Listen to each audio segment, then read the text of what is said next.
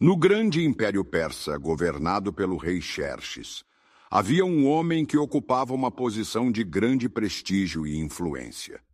Amã, o Amalequita.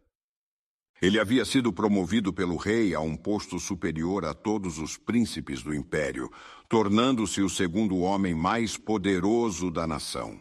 Por ordem do rei, todos os súditos deveriam se curvar diante de Amã em sinal de respeito e submissão. Onde quer que ele passasse, os oficiais e cidadãos do reino inclinavam-se em reverência. No entanto, havia um homem que se recusava a fazer isso: Mordecai, o judeu. Mordecai, que trabalhava nos portões do palácio real, era um homem fiel a Deus e não se curvava diante de ninguém além do Senhor. Sua atitude firme logo chamou a atenção dos servos do rei, que, perplexos com sua resistência, começaram a questioná-lo sobre o motivo de sua recusa. Insistentemente tentaram convencê-lo a obedecer à ordem real, mas Mordecai permanecia irredutível. Quando Hamã tomou conhecimento desse ato de desafio, encheu-se de ira e decidiu castigar Mordecai. Entretanto, ao investigar mais sobre Mordecai, Hamã descobriu que ele era judeu. Seu ódio, então, não se limitou apenas a Mordecai, mas se estendeu a todo o povo judeu. Para ele não bastava punir um único homem, era necessário erradicar toda a sua nação.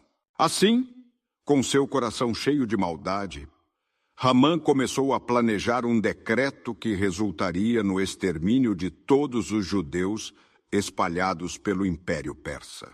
Para garantir que seu plano fosse bem-sucedido, Hamã decidiu recorrer a um método tradicional de decisão entre os persas: o lançamento de sortes, chamado de Pur. Por meio desse sorteio, determinou o dia exato em que seu plano seria executado. Com a data estabelecida, ele dirigiu-se ao rei Xerxes para apresentar sua proposta. Chegando à presença do rei, Amã, com palavras astutas, distorceu a verdade e apresentou os judeus como um povo problemático e desobediente às leis do império. Disse ao rei: há um povo espalhado e disperso entre as províncias do teu reino, cujas leis são diferentes das de todos os outros povos. Eles não obedecem às ordens do rei, e não convém que os deixes viver. Com essas palavras enganosas, Hamã buscava convencer o rei de que os judeus eram uma ameaça à estabilidade do reino. Ele não mencionou que sua verdadeira motivação era o desejo pessoal de vingança contra Mordecai e seu povo. Então, para assegurar a aprovação do rei, Hamã ofereceu uma grande soma de dinheiro para que fosse utilizado na execução desse plano maligno. O rei Xerxes, confiando em seu conselheiro, retirou de seu dedo o anel real e o entregou a Hamã, selando assim o decreto. O selo real tornava o decreto irrevogável, uma sentença de destruição contra os judeus. Hamã, satisfeito, ordenou que os escribas do reino redigissem o decreto, que foi enviado a todas as províncias do império. A ordem era clara. Em uma data específica, todos os judeus, independentemente de idade ou gênero, deveriam ser eliminados, e seus bens seriam saqueados.